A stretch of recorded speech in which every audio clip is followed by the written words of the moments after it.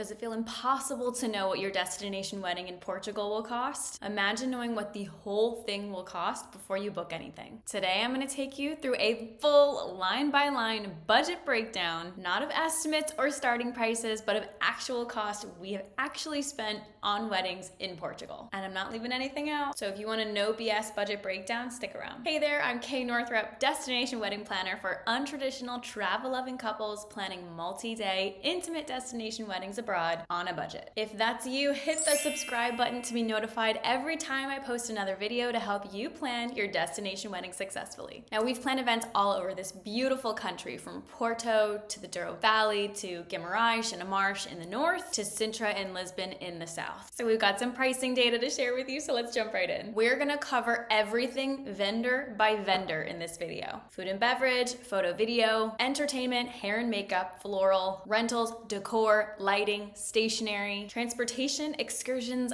venue, and little extras that people forget to budget for. All the prices today I'm going to be sharing are in US dollars. They were converted at the time that our previous clients paid for these expenses. Of course, prices increase year over year. We see typically up to a 10% increase across the board. And of course, the exchange rate from the euro to the US dollar changes daily. One little fun note before we jump in, something we've learned from working in the Portuguese market over the last several years is that there is a division between northern Portugal and southern Portugal when it comes to wedding goods. A lot of times what we've gathered is that northern Portugal tends to be a little bit more traditional, with southern Portugal being a bit more trendy. Now, do I personally believe this? Not necessarily. You can get pretty much anything anywhere in the country because it's so small, but you might notice a trend in this video of which region is more expensive. So let's jump right in with food and beverage prices. We do a lot of multi-day weddings here. As you know, that's our specialty. So for food and beverage, we actually have all the data for a 2 or 3 day long experience where there's a wedding dinner, a welcome dinner, and potentially a brunch the next day. In one circumstance with a wedding in the northern part of Portugal, our couple spent $225 US on the wedding dinner, including an open bar per person, and $65 US on a very casual buffet barbecue the night before with beer and wine per person. The brunch was rolled into the venue cost, so that was $0, which we'll get to when we talk about venues. So if we were to add those together, they spent roughly $290 US per person for the weekend. And another wedding in southern Portugal, we had a couple spend $307 US per person. That included a welcome dinner with an open bar, the wedding dinner with an open bar during dancing and a limited bar during cocktail hour and dinner, and a brunch with beer, wine, and mimosas. So a little bit more expensive, but they also got a little bit more. So overall, pretty comparable so far. Let's move on to photography. Photography is one of those very subjective vendors where you can spend incredible amounts to get the photographer that you really want, or you could go a more budget route. So we're kind of in the middle of the road with the photographers that our previous couples have chosen. In one circumstance, we had a couple spend $11,000 on their photographer. They were a local photographer,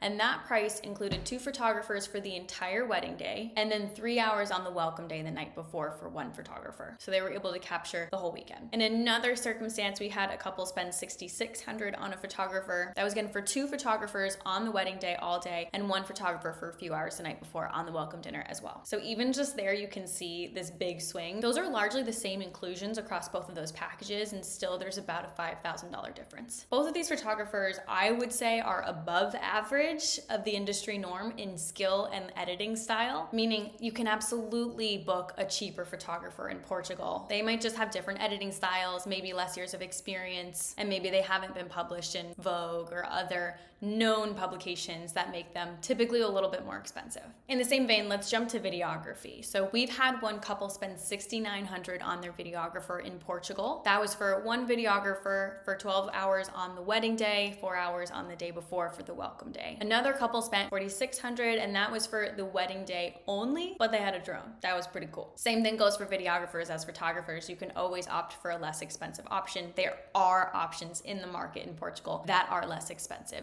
They're just different. Let's jump now to entertainment. There's something about the weddings that we've done in Portugal and the couples we've worked with that have just been nuts for entertainment. So we've had the privilege of working with almost every kind of instrument you can imagine. We had one couple kind of lump everything into one lump sum, and it was $12,600, which let me just say that is above average on entertainment, But this is what it included. We had a welcome day guitarist play. There was a ceremony and cocktail hour string trio. There was an actual wedding band for dancing. And then there was a DJ for the after party. In addition to that, on the third day that they had kind of like a pool party style day, there was another DJ and a saxophonist. So that's a lot. And that's honestly a pretty good value for dollar for all of those entertainers in one price. And that includes all of their equipment, all of their travel from where they were inside of Portugal, all of that. In a different circumstance, we had a couple spend $5,800 on their entertainment package. That included a jazz trio for the welcome night before the wedding, a trio for ceremony and cocktail hour, and then a DJ for dancing. Also categorized under entertainment, I would put live painter. We've spent $1,600 on a live painter in Portugal. We've also spent $1,500 on a custom photo booth experience in Portugal as well. Let's move on to hair and makeup. So for one wedding, one of our couples spent just over $1,400. That included the bride's hair and makeup, a trial, and 5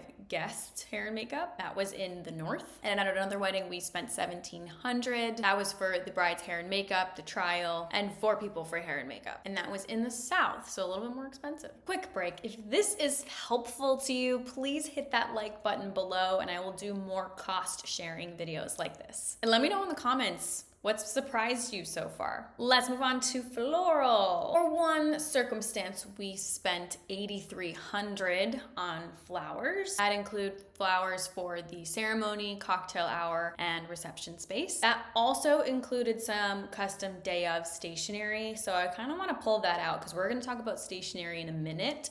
But if you were to take the custom stationery that they paid for out of this total, their flowers were really closer to like $7,500. In another circumstance, we've had a couple spend $10,000 on their flowers, but that also included flowers for the welcome reception, as well as ceremony flowers, cocktail flowers, and reception flowers. And this couple's ceremony was a little bit more blown out with like bigger, more lush kind of aisle pieces in addition to actual ceremony pieces than the first price I gave. So that makes sense why it's a little bit more expensive. Let's talk rentals, lighting, and decor. And I want to break the line up. So let's start with lighting specifically. We spent $2,400 US for a really beautiful courtyard lighting installation. It was like a very heavy curtain of twinkle lights. It was stunning, absolute show-stopping, very high value for dollar in my opinion. The impact that it gave for that low of a price compared to what you would have gotten for flowers for $2,400 was just above and beyond. We've also spent $800 for uplighting in Portugal. If you count fireworks as lighting, we spent $400 on a fire curtain, kind of like shoots cold flame down. It's really cool. Now for rentals, we had one couple spend around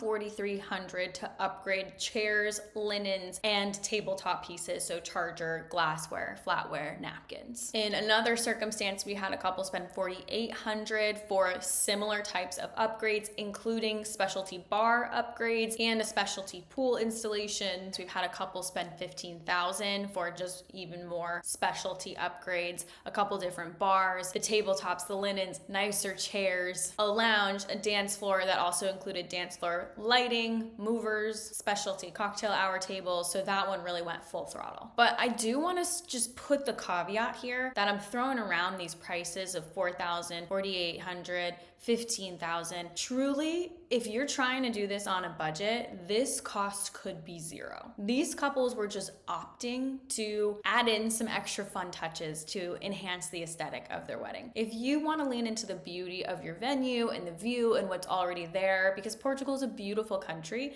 you can use the free stuff. So the caterer is going to bring basic plates that are china, they're not plastic. They'll bring basic flatware and glassware and white napkins and white linens, and the chairs that already exist at the venue are typically fine. So if you really don't care about this type of stuff, don't get scared of these numbers. It can be zero. All right, let's move on to stationery. So we run the gamut of templated stationery, semi-custom stationery, and fully custom stationery, just depending on what our clients' preferences are. So we've had a couple spend about $140 for their save the date on a templated website like Minted. We've had another couple spend $558 on a templated website like Minted just because they selected like more premium options. We've had a couple spend just about $170 on an invitation from Minted, less people to send that to, and less premium options selected. We've had a couple getting married in Portugal Portugal spends $375 on a semi-custom invitation from Etsy. And then as far as day of pieces go, which are like your menu, your table numbers, your place cards, your escort cards, we had one couple spend $730 for fully custom day of pieces and signage. And then we had another couple spend $3,300 for just a bigger package of day of pieces and signage. That was ceremony programs, bar menu, custom napkins, 2 different kinds of guest books and signage, table numbers, and place cards. Let's talk transportation now. So we've spent $3,500 for transportation that would take 2 groups of people from the city to the wedding venue, and then also did a couple different buses from the wedding venue out to excursions the day of the wedding and back. Speaking of excursions, we've spent around $315 per person for a guided river cruise and lunch experience with a wine tasting in the Douro Valley. Douro Valley is one of those pockets of northern Portugal that's a little bit more expensive. So if you're doing something that's like a day trip in Porto or something in Lisbon, you probably won't be spending that much, but just wanted to give the price for something a little bit more premium because it was so cool. Let's talk about the venue. I always wait till the end to talk about venue. I think it's so important when you're wedding budgeting to do all of the extras first and then put your venue on top of it, because it really puts into context what you have to give up if your venue is making you go over budget at that point. So for venues, we have run the gamut on pricing in Portugal. You really can go as low as you want to as high as you want. In one of our more premium cases, they spent $77,000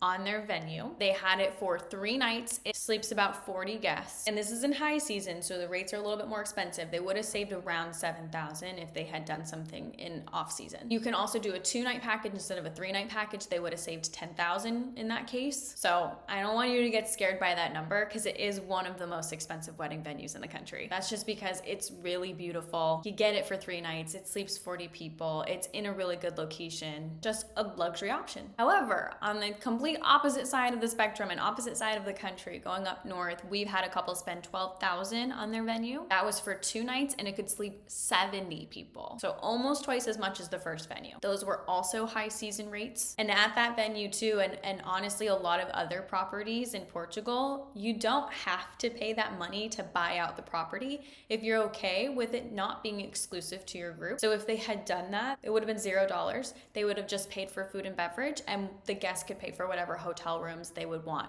in that property. So again, don't be scared by the numbers. Of course, the more you pay, the more you're gonna get in the sense of privacy and potentially luxury level, and of course a better season, but you can absolutely find a venue that is way less. Speaking of, here is a list of some of the best small wedding venues in Europe, and they're also some of the cheapest, so be sure to check that out for some more down-to-earth pricing. Now, just the little extras that our couples have spent getting married in Portugal. We are really conservative when it comes to budgeting for weddings abroad because we want to make sure we put money aside for things that are out of our control. General contingency line, just for things that come up we didn't expect.